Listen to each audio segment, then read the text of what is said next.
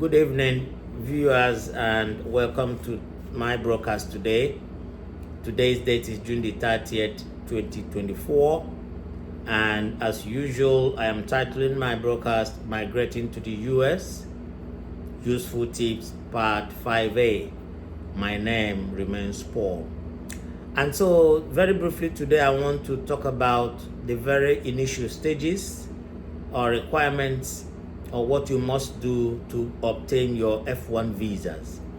Now, the F1 visas happen to be a very popular category of the non-immigrant visas to the United States.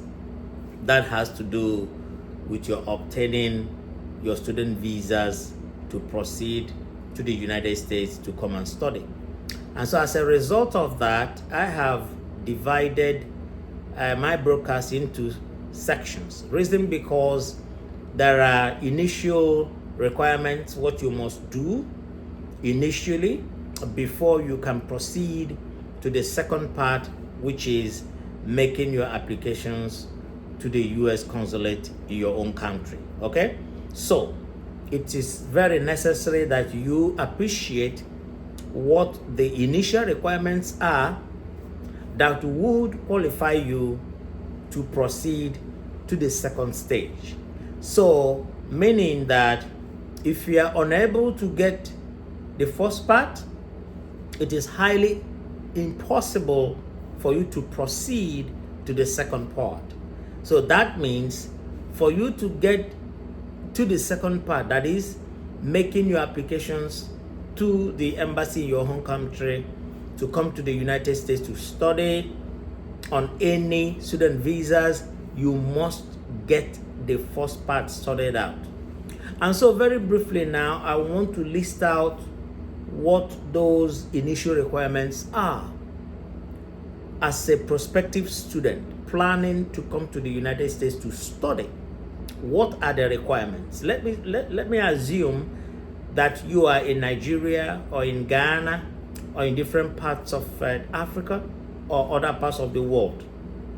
So there are general rules and requirements across board. And what are these? One, you must have a certain level of academic qualifications before you can approach any university here or any higher institution here, or before you can even think about applying for your master's program or for your PhD. Therefore, if you are planning to come over to the United States to do your first degree, what must you have first? You must have your diploma. Now, in Nigeria, you have what they call a senior secondary certificate, or GCE, or WAEC, for those of us who left secondary school many years ago. For the present time, you have the senior secondary certificate, or the ordinary level, the O level, as it were. That is the prerequisite requirement for you to even begin to dream about coming to the US to study. And across board, from every other country in Africa, you must have certain requirements before you can approach any university in the United States for your first degree, for your master's, or for your PhD. Now, let me also assume again you are from Nigeria and you want to do a first degree here in the US. And let me also assume that you could either do a law program, an engineering program, or any of the medical programs, maybe nursing, medical sciences, like you want to become a medical doctor, and so on and so forth. Now, you must have your required diplomas. And in having that diploma, you must make certain grades. Certain grades. It's not just that easy that maybe you've gone to one school, you finish your senior secondary in Nigeria, or you have this diploma in any other African country. You must have certain grades. So, if you are planning or hoping that you want to study abroad, you must have the required diploma. That's one. you must also pass at a certain level. So let's assume you want to come and study a science-related program. You must at least have in your SSCE or whatever you call it right now, you must have at least 3 or 4 B's in your result. And these results most and oftentimes must be contained in one goal. It must be in one certificate. It's difficult for you to combine two because it has to go through some processes, like you have to have this internationally recognized conversion. You must have to go through a process where those certificates are verified and whether they meet the requirements within the US. So you have what we call the WEST report. The WEST report has to do with an international organization that looks at results from different parts of the world to justify or to see whether they meet up with the basic academic requirement. Basic academic requirements that will make you eligible for you to be admitted to study at that level in the United States, either for a first degree, a second degree, or your PhD. And so you must make that minimum qualification, that minimum grade. I had an experience not too long ago where I had to help this particular friend in Nigeria. And so the friend wanted to do this particular nursing program in Canada. So I reached out to some Canadian schools, but it was pretty tough because Canada has some real high standards. So they needed her to make some certain grades, but it was impossible. It was impossible. And so if you're studying, you must make 3 or 4 B's in one sitting. If not, now, for the schools in Canada is a no-no. They're not even able to give you any admissions. But for the schools in the US, they can allow you to come in and you do a kind of program to make up before they will allow you to do that program which you had in mind. Let us say nursing, because usually medicine is a second degree program, and also like law, in which case you must have had a foundation in any of the pre-medical science courses or some arts courses for law. But even for you to come to that point, you must have at least made the least requirements. You must meet up with certain requirements, the basics, before you are allowed. And so part of what I'm doing is to make sure I prepare your mind that you work hard as a student wherever you are to make the required grades, because those grades are important, because the schools here will put your certificates through a test. And remember that it depends on the school. Some of them want you to write some exams. It could be there are this SAT, and there are other little proficiency tests you have to take for English language, for mathematics, and all that.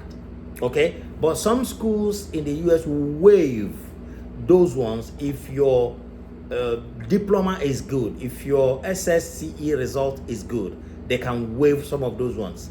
So the experience in Canada was not a very good one, because at some point it was very difficult to find any school because they had this very high standard, and the student involved, unfortunately, could not cross the threshold. So I had to leave the schools in Canada. I had to revert to the ones in the US, and as God would have it, I was able to get some. So your diploma must be good. You must be able to meet up with those initial requirements. And once you have done that, the second part of what you need to do will be to now start reaching out to the schools. So which schools are you interested in? You now have to write to them. You now have to fill out the forms, and the forms are competitive. They want you to do a series of writings for them to be able to judge whether you are capable enough doing the program. So your diploma must be correct. You must have the required diploma. You must be able to fill out your forms, and be able to meet the requirements of the school where you want to do the program. Sometimes you have to sit for SAT, you have to sit for other pre-tests. There are some tests you have to pass. So let us assume that your diploma is okay, you have passed all the necessary tests you are required to, and then the school has to consider your application. Okay? So you can only make it to the US when the school officially accepts your application for a particular program. And which is why I said initially that there are few requirements you have to meet up with first. They are basic before you now go to the second part, which is approaching the consulate, the US embassy in your country to now make the application for that visa to be approved. Okay? So I have decided to make the F1 visa application process. I've decided to take it bit by bit. I've given you the initial requirements, the diploma, the admission, because it's competitive and you have to get it done. Because if your diploma is not right, what happens is that they might decide to give you a lesser program.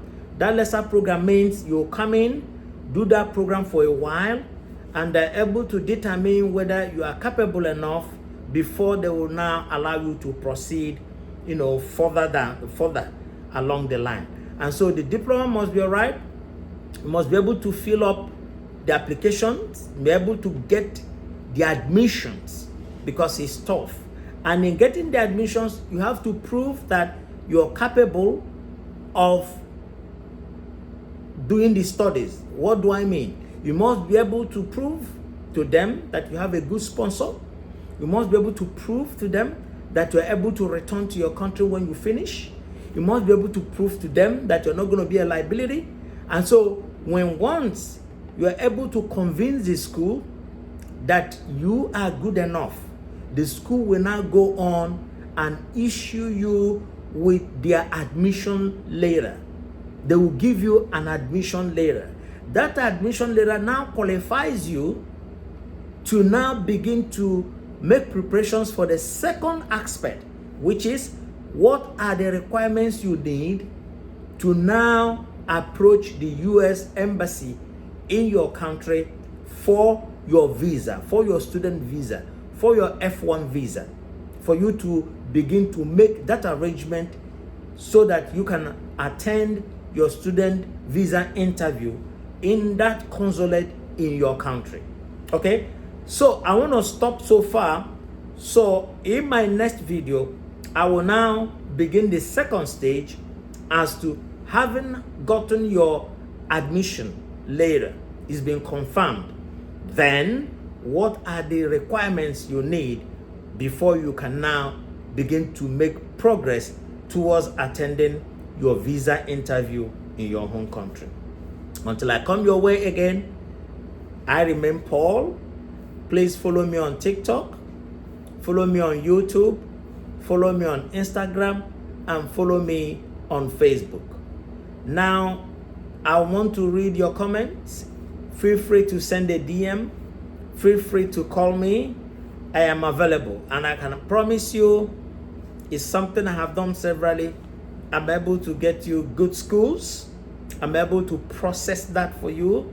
Now, my concentration is for applicants who are interested in coming to study in the universities, that for first degree, second degree, master's, or PhD.